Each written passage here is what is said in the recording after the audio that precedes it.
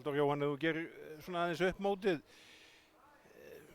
og árangurinn hér.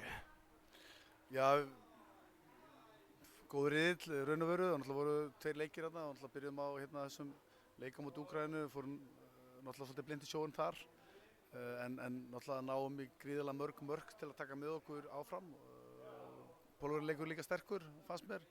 Fyrri leikur á móti Svíum frábær, seinni hálfleikurinn bara eins og við vitum hvernig hann fór, töpum þar með 10 mörkum og það er svona kannski svona lélegasti eini hálfleikurinn okkar kannski í mótinu. Milliriðlarnir svíður hrikalega leikur á móti Austurríki, hversu slakir við raun og veru komum og svona andlausir inn í það. Mjög góður á móti Portúgal, ná jafntefli móti liði sem er komið núna eftir úrslit, mjög sterkur liði, frábært. Spánverjaleikurinn, já. Mjög góður, bara mikið að töpuðum bolta sem kannski höfum stundum verið að lenda aðeins í á móti betri liðunum. En svo auðvitað mjög góð Svíaleikur fyrir 2 dögum síðan og svo þessi leikur í dag. Frábær sóknarlega raun og veru mestmegnis, slakur varnarlega fyrstu 10 eins og við sáum að það náttúrulega var svolítið skrítinn svona fyrstu 10 mínúturna en að fá okkur 90 mörk á 50 mínútum í dag var frábært, þannig að ég bara mjög ánægður með prósessinn.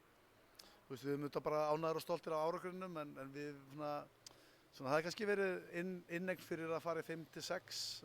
Ég hugsa að það hefði verið erfitt að fara í undanúrslit. Ég held að við erum ekki búin að sýna kannski nógu góða leik til þess að fara í undanúrslit. En bara frábær prósess já svona hvernig við höfum verið að strákarnir að vera að bæta sig frá því að við hittum það fyrst í haust. Þangað til núna. Þetta eru flottur hópur, metnaðarfullir strákar auðvitað og náttúrulega heiður fyrir að vera að spila fyrir íslenska landslið og auðvitað gefa mér allt í það en mér finnst líka bara mér hrósaðan fyrir þeirra svona faglega heit og faglegu vinnu núna bæði í aðdraganda mótsins og svo yfir mótið. Það hefur bara verið ótrúlega mikil agi á öllu og við erum auðvitað líka bara þakklátir fyrir það. Og að klára þannig leik í dag, ég meina það þarf svolítið átak, þetta er 8. leikurinn og einhverjum myndi segja kannski 7. eða 8. kannski skiptir ekki megin máli sko en það er svona virtist brenna á mönnum að klára þetta. Já, klárlega og við erum búin að hamra svo sem á mjög svona svipuðum hlutum fyrir hvern einasta leik, hvað við stöndum fyrir og það eru svona ákveðin einkenniorð sem við viljum hafa í kringum okkur. Við erum, Ísland er náttúrulega land elds og ís og alls þess og við eigum að vera, það á enginn að vinna okkur á raunveru baráttugleði og slíku og svo svona þessi agi sem er gríðarlega mikilvægur líka í svona löngu móti og alltaf en ég bara virkilega ánægður með strákana en það er ekkert sjálfgefið að fara í svona mót og 8 leikir á 11 dagar sem eru keppnisdagar. Það er ekkert sjálfgefið að ná svona góðum árangri. Það er samspil margra. Við erum með frábært teymi og einanandri með okkur. Kári sennilega með betri sjúkraþjálfurum á Íslandi í dag og hefur séð algjörlega strákana og við erum ekki lendin einum meðslum. Kjartan er búinn að vera hálfpartinn á annarri löppinni eða allt mótið en við erum ekki búin að lenda einum öðrum meðslum og það eru bara ótrúlegt hvað menn hafa verið ferskir núna undir lokin.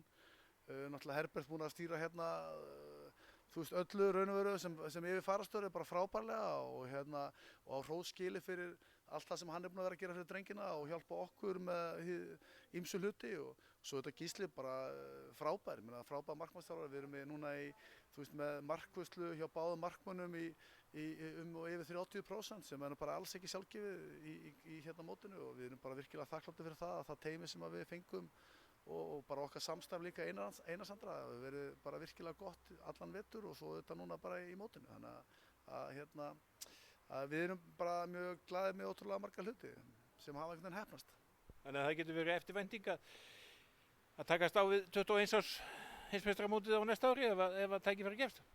Já, klárlega. Það er auðvitað líka það sem við sögðum við strákana að núna þegar við ferum eins og eftir leikinn að 1 ár er bæði langur tími og stuttur tími, skilur. Það er, þeir hafa núna tíma til þess að nýta í sínum klubbum og auðvitað fyrir sjálfan sig og auðvitað svo kannski breytist hópurinn eitthvað, maður veit aldrei en það er bara mikilvægt að þeir haldi áfram á sinni vegferð og það er auðvitað mikilvægt að meira út af þessum strákum og allir strákarnir spili bara góðar mínútur á næsta ári og þá veit maður aldrei hvað getur gerst með þetta lið en það má svo sem ekki gleyma því að það það eru mjög mörg, mjög jöfn lið í þessum aldursflokki og það er yfirleitt þannig. Það er ekkert lið til dæmis sem er eitthvað svona yfirburðar núna sem að Spánverjarnir voru kannski fyrir 2 árum síðan eða fyrra.